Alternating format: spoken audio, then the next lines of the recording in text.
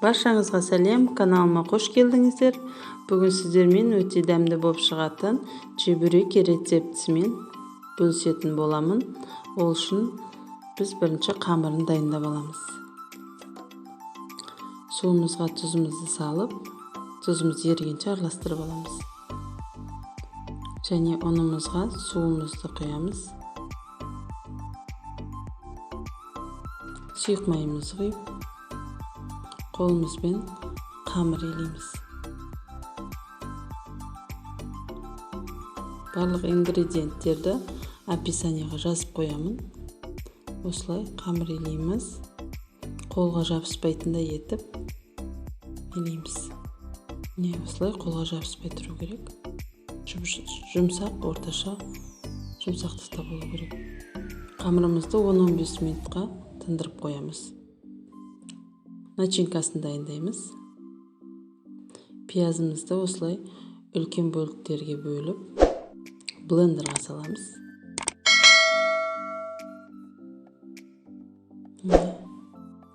Блендерға салып, майдалап аламыз. Осылай майдалап алдық. Енді фаршымызға салып, тұз және бұрышымыз салып, жақсылап қолымызбен араластырамыз. Каналыма жазылмаған болсаңыздар, жазылып алуды ұмытпаңыздар.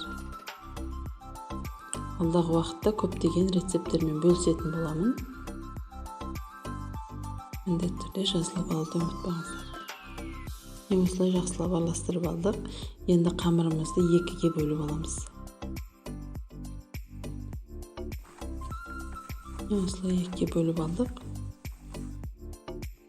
Видеодағыдай етіп, кішкене ұзыншалап созып алып, кішкене майда бөліктерге бөліп аламыз. Осылай бөліп алдым. Осыларды енді домалақтап тізіп шығамыз. Осылай қамырдың бәрін. Шетінен қамырымызды қатты жұқа қылмай жайып аламыз. Қатты жұқа болып кетсе, ішіндегі начинкамыз дұрыс піспей қалуы мүмкін. Сол себепті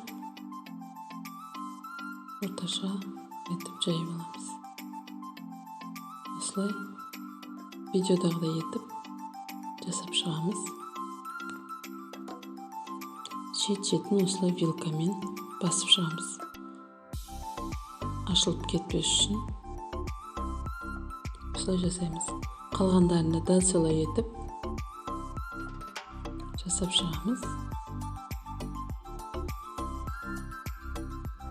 Енді қызып тұрған майымызға чебуректерімізді салып пісіреміз.